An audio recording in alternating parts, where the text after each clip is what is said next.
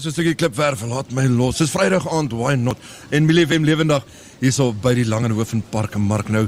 Nog 'n man met 'n stalletjie van Mooi Water Flower Farms is Dylan.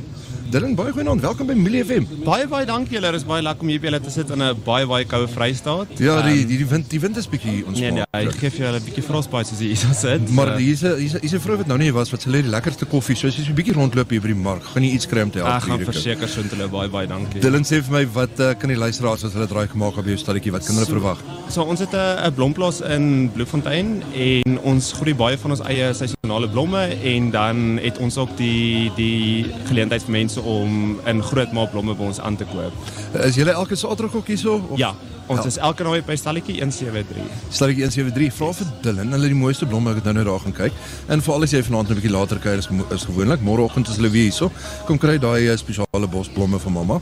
Jy gaan verseker smile. Vra vir Dylan, jy gaan vir 'n goeie deal gee. Ek sal vir julle 'n goeie deel gee. Dankie vir baie julle koop.